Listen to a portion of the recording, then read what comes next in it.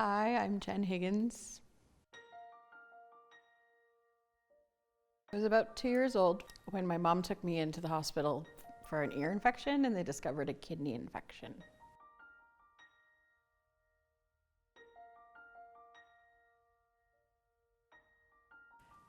Some of the challenges as a child was all the testing. Any child would have a hard time with being in the hospitals for months on end. I used to be a runner, a long distance runner actually. I had to give that up because running is very impactful of your kidneys. A lot of people don't realize that your kidneys have a lot of nerves and neurons and things that are connected to everything in your body, especially for women. It's connected to our hormones and it's connected to our emotions. But I think the most challenging and difficult time was when my husband and I lost our son. I was about 14 weeks pregnant when I got a kidney infection and had to go into the hospital.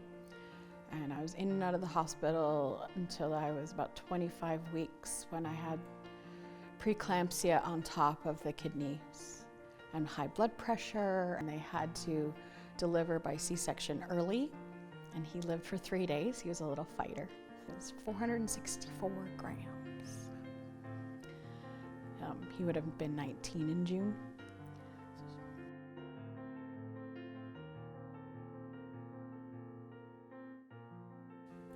I was told about the possibility of dialysis when I had hit 15% GFR, which is your kidney function. At 8% kidney function was when I had to go on dialysis officially. So while on dialysis, there was a lot of things I had to let go. But I just couldn't let go of the worship team itself.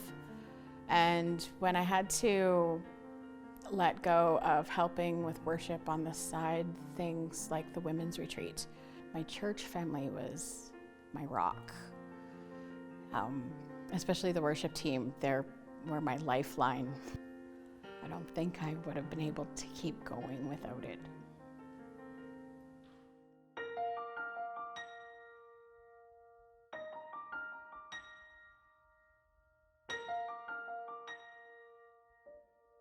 So at the women's retreat, nobody's assigned rooms or anything. So that day when I got there, I just pick up a room randomly, and there came Corinne, and then there came Jenny. I'm like, oh my God, we're gonna have the whole worship team in one room.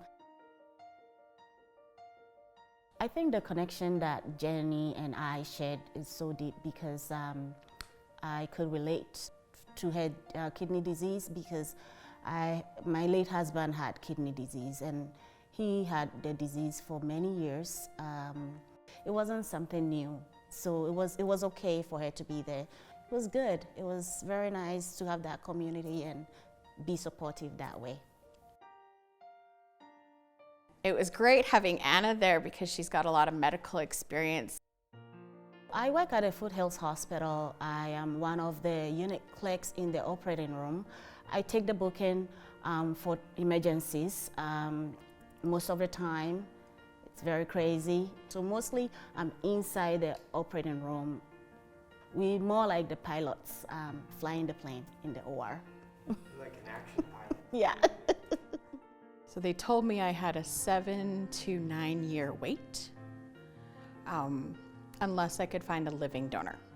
So I was overwhelmed by the amount of people who tried to donate their kidneys to me.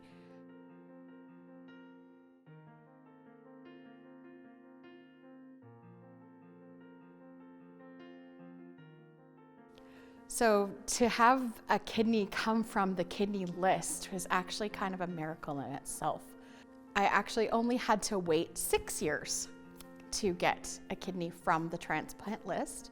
So to get this kidney was a miracle in itself because I was younger and I had no other health problems. So I was put on extra antibiotics at first, and the kidney itself, they said, was in excellent condition.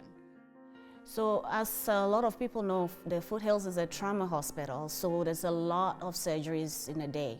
And I'm talking about hundreds and hundreds that goes through the Foothill Hospital. So the morning I got the phone call, at first I was asleep and they left a message and I was looking at my phone and David came in the room and said, call them back. So I called them back. They gave me an hour to get into the hospital and I didn't even know what to do or think.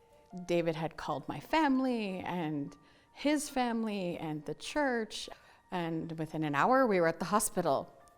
The phone rang as usual, and then the surgeon calls and said he wanted to book a patient for that kidney that's already there. So I knew that the kidney was there and, you know, it was gonna go into someone. So I asked for the last name, and the last name was Higgins. And I said, I didn't even let him, you know, keep talking. I just right away asked, what's the first name? And then he said, Jenny. So at that moment, I took a pause because I felt in my spirit that it was Jenny. I was told that the kidney was ready and I had to have it in me within 3 hours. I sent someone, the porters, to go get Jenny Higgins. And lo and behold, there she wheeled in and it was her. She was happy to see me because she saw a familiar face. And that is a huge thing if you come to the operating room, because first of all, you don't know what to expect and you are very nervous about your surgery. And so if you see somebody that you know, that's a huge plus. And so I felt it, you know, in her eyes that she was very, very happy to see me. And I was happy to see her.